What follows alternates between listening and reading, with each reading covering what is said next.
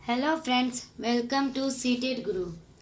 मैं आज आप लोगों के लिए इंक्लूसिव एजुकेशन से कुछ सवाल लेकर आई हूँ। उम्मीद है कि आज का वीडियो आपको अच्छा लगेगा। अगर मेरा वीडियो आपको अच्छा लगता है तो मेरे वीडियो को लाइक, शेयर और सब्सक्राइब ज़रूर कीजिएगा।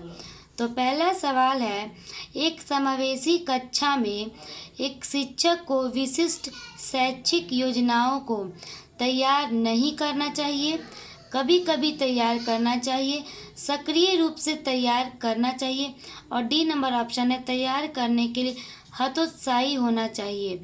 तो आपका सही आंसर होगा सी नंबर, जो कि है सक्रिय रूप से तैयार करना चाहिए। टीचर्स को एक्टिवली तैयार करना चाहिए विशिष्ट योजनाओं को। उसके बाद नेक्स्ट है, शिक्षा का अधिकार अधिनियम 2009 में उल्लेख की गई समावेशी शिक्षा की अवधारणा निम्नलिखित में से किस पर आधारित है? ए नंबर ऑप्शन है व्यवहारवादी सिद्धांत, बी है अशक्त बच्चों के प्रति एक सहानुभूतिक अभिवृत्ति, सी है अधिकार आधारित मानवतावादी परिप्रेक्ष्य, और डी है मुख्यतः व्यावसायिक शिक्षा उपलब्ध करा करके अशक्त बच्चों को मुख्य धारा में शामिल करना। तो इसका सही आंसर है डी मुख्यतः व्यावसायिक शिक्षा उपलब्ध करा के अशक्त बच्चों को मुख्य धारा में शामिल करना। उसके बाद नेक्स्ट है, निम्नलिखित में से कौन सा समावेशी कक्षा में सबसे अधिक महत्वपूर्ण है? इंक्लूसिव एजुकेशन में कौन सी जो है वह सबसे ज़्यादा इम्पॉर्टेंट है? एक रूप निर्देश, बी है मानकीकृत परीक्षण, सी है प्रतियोगी अधिगम को बढ़ावा देना, और डी है विशिष्ट शिक्षा योजना। तो इसका सही आंसर है डी विशिष्ट शिक्षा योजना, इंडिविजुअलाइज्ड एजुकेशन प्लान। नेक्स्ट है, समावेशी शिक्षा डैश के सिद्धांत पर आधारित है? सामाजिक संतुलन, बी है समता एवं समान अवसर, सी है सामाजिक अस्तित्व एवं वैश्वीकरण, और डी है विश्व बंधुता। तो इसका सही आंसर है बी समान और समता एवं समान अवसर, मतलब कि हर बच्चे को इक्वल अपॉर्चुनिटी मिलना चाहिए। उसके बाद नेक्स्ट है, दिव्यांगजन अधिकार अधिनियम वर्ष डैश में लागू किया गया है? ए है 1992, बी है 1995, सी है 1999, और डी है 2016। तो इसका सही आंसर है 2016 में जो है यह योजना लागू की गई थी। उसके बाद नेक्स्ट है, कक्षा में सृजनात्मक और प्रतिभाशाली बच्चों के लिए आवश्यक हस्तक्षेप निर्भर करता है शिक्षक द्वारा अनुकूलित और प्रेरक निर्देशन तरीकों के उपयोग पर, उन्हें अतिरिक्त समय दिए जाने पर, उनके प्रति स्नेही होने के नाते पर, और डी है उन्हें अन्य बच्चों को पढ़ाने की जिम्मेदारी देने पर। तो इसका सही आंसर है उन्हें अन्य बच्चों की पढ़ाने की जिम्मेदारी देने पर। तो इसका सही आंसर है डी नंबर। उसके बाद नेक्स्ट है,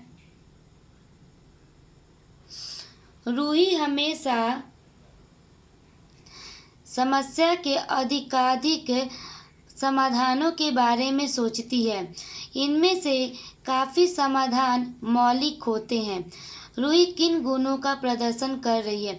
मतलब कि रूही किसी भी प्रॉब्लम को विभिन्न तरीके से सोचती, विभिन्न प्रकार के सॉल्यूशन निकालती है, तो वह किस गुण का प्रदर्शन कर रही है?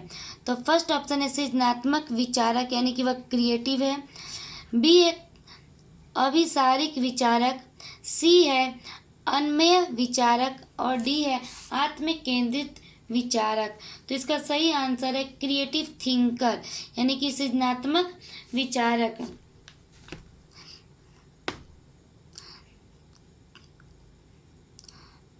उसके बाद है, सृजनात्मकता को डैश की अवधारणा से संबंधित माना जाता है?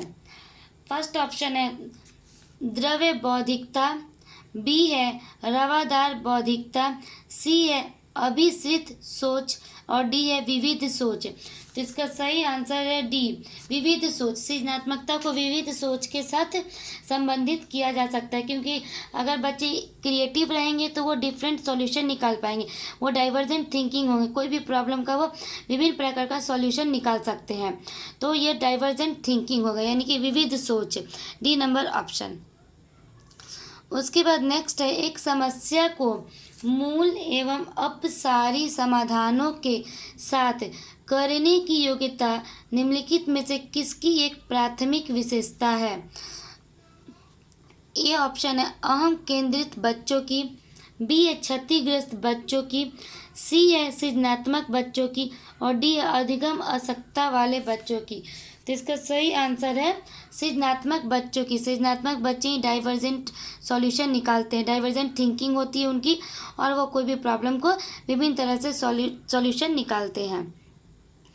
उसके बाद नेक्स्ट है, विविध अधिगमकर्ताओं के लिए सुगम्य स्वरूपों में शिक्षण अधिगम सामग्रियां प्रदान करने का तात्पर्य डैश से है।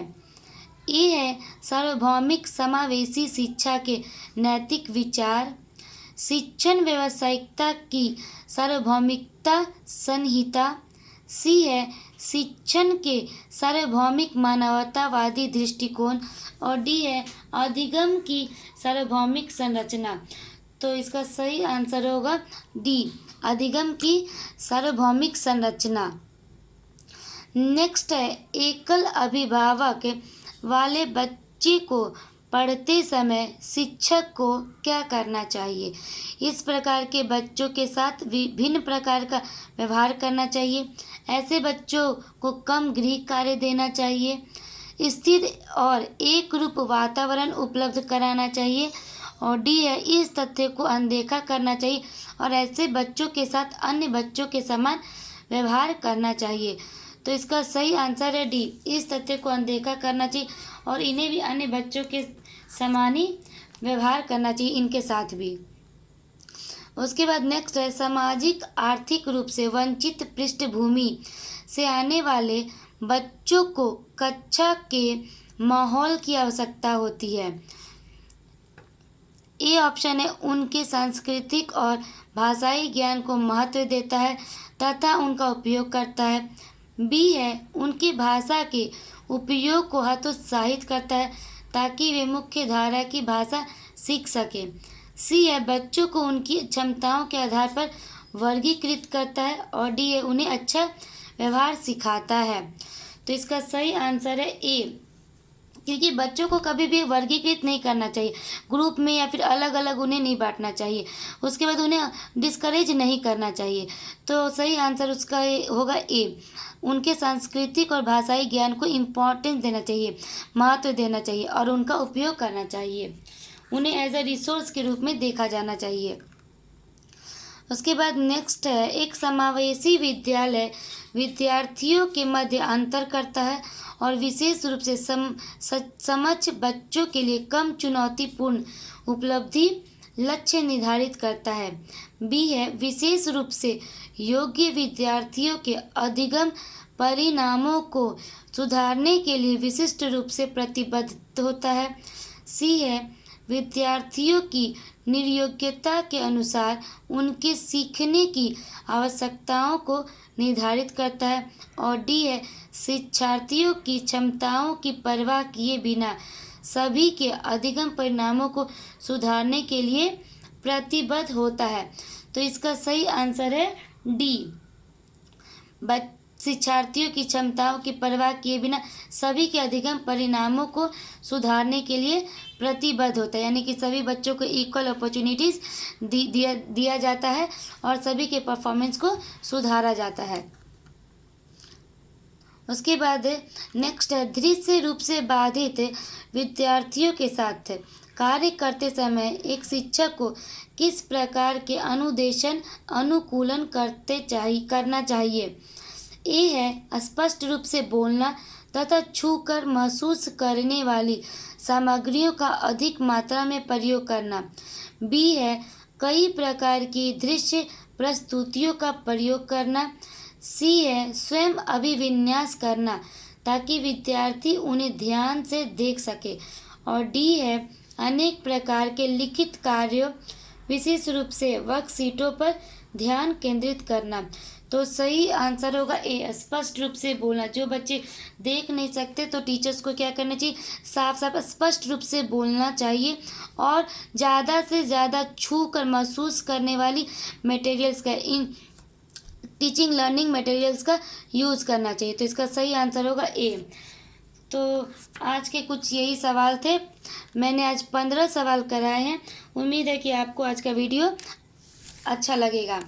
तो मेरे वीडियो को लाइक शेयर और सब्सक्राइब ज़रूर कीजिएगा।